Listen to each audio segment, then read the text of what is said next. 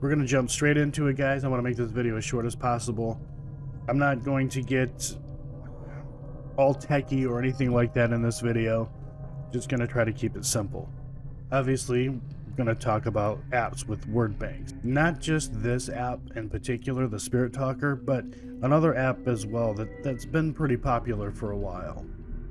A couple of questions that come into mind when it comes to these kind of apps. How do spirits, doesn't even matter what kind of spirit, but how do they know what's in the word bank? How can they see what's in the word bank?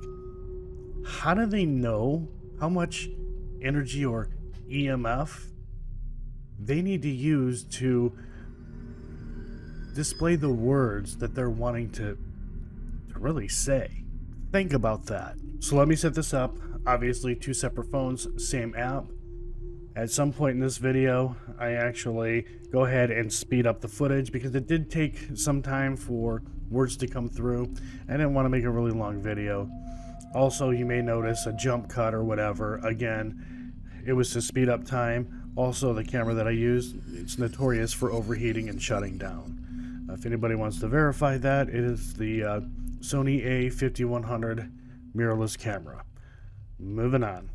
The word poltergeist, that could apply to any location.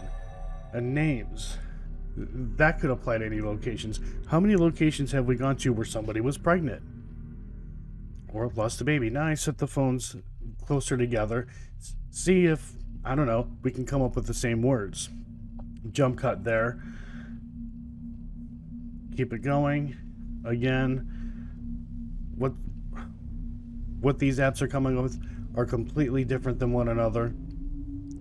And again, these words that are coming through, they can apply to any location. It's just randomly throwing words out there. Now, at some point here soon, I bring in another app. So this isn't verifying anything. I am not talking to a spirit at all. No spirits are coming through. These are just random words. Now I bring in another app. The Perilous, it was another one that was really popular, and we'll see what happens here. Now, at this point, I am asking questions. Some of the questions were really ridiculous,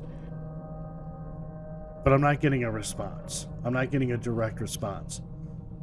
How do we verify that we are having communications with the spirit through apps?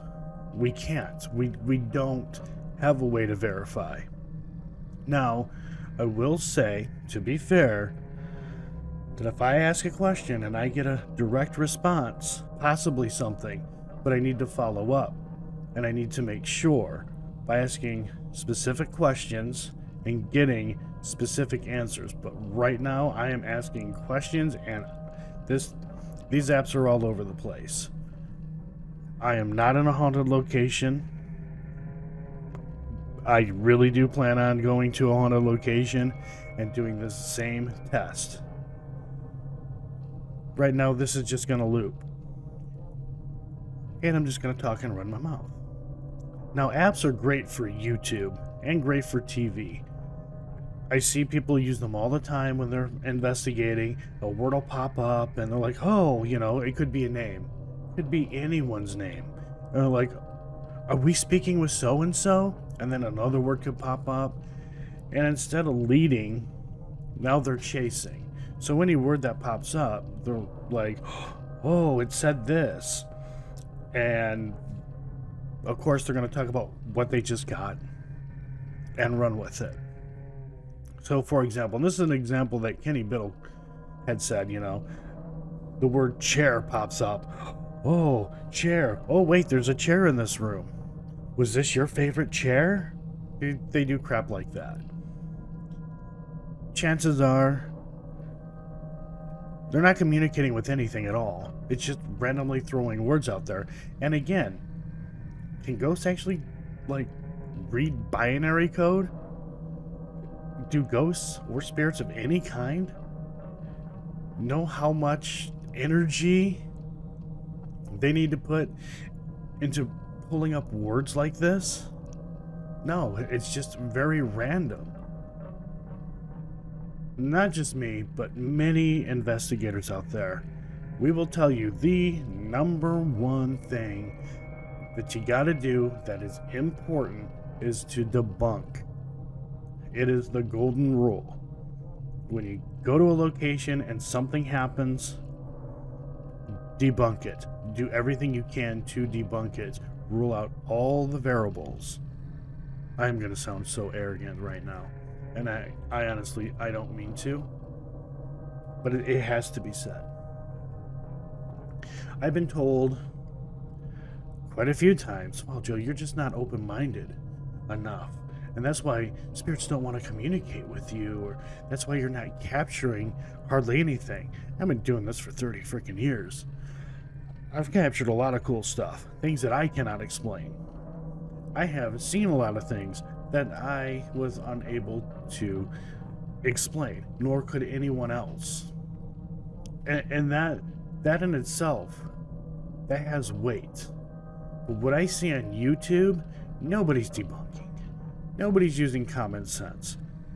I don't know, maybe being YouTube famous, maybe making that money, getting those views are far more important than actually doing real investigations. I'm not going to name any channels, but there's a lot of channels, like 99% of the channels out on YouTube involving the paranormal, they're not using common sense. Either they're really stupid and don't know what the hell they are doing, or they are straight up lying. Which is it?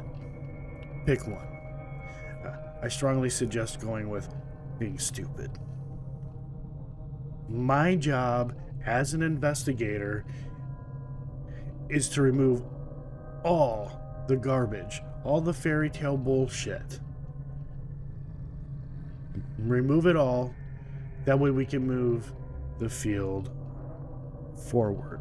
We are not moving the field forward. Everybody's too busy with their apps and with their light up devices and noisemakers and all that crap. And when they go off, well, it's gotta be a ghost.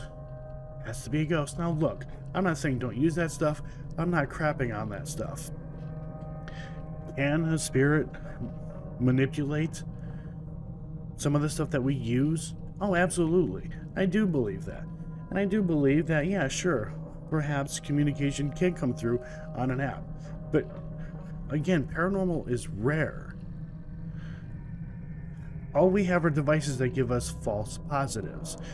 And to sit there and make the claim that, well, my device went off, it must be a ghost. Or multiple devices went off, that must be a ghost. Or I asked if it could set a device off and it happened, must be a ghost. No. That is not investigating. That is bias confirmation, and that runs rampant in the field. It is bad. The other argument is, well, I set a REM pod down this hallway, then I put another REM pod like 10 feet away from it, and then another REM pod 10 feet away from that one, and the one REM pod went off, then all of a sudden the other one went off, and then this one went off, and it was like something was walking down this hall. That doesn't mean a ghost was walking down the hall. EMF has to travel. EMF travels. But again, the first thing that's going to go through their mind and what they want to present to the viewers is that, it's a ghost, and it's walking down the hall. Common sense, guys. It's not being put out there. It's just, it's all for show. You know, it's for show, it's for views, it's for money, and it's ridiculous. Again, paranormal activity is very rare. Now, I also have to admit that there are times where I've gone to a location and it was crazy, and I got a lot of stuff from a location. But again, that's very rare. Stuff like this, guys, take with a grain of salt. There's no way to verify or truly know if we're communicating with something or not. Even if I do ask a question, such as, hey, what is your name? And a name pops up, that doesn't even mean that I'm still communicating with anything. For example, if I ask, hey, how did you die? And the word murder pops up, that doesn't necessarily mean that I or anyone is communicating with the spirit. It just, by coincidence, that's what was brought up. I mean, again, apps are great for YouTube content. They get people watching. I mean, they're a great cash grab as well. So I think, again, that a lot more really needs to be looked into this. Take this stuff with a grain of salt, guys. If there's anybody out there claiming, what they're getting is legit interaction, legit communication, no, not happening. So I just wanted to throw that out there, just make a quick video on this. But I will definitely try this method at a haunted location. So I am going to shut up, and I'll see you guys in the next one.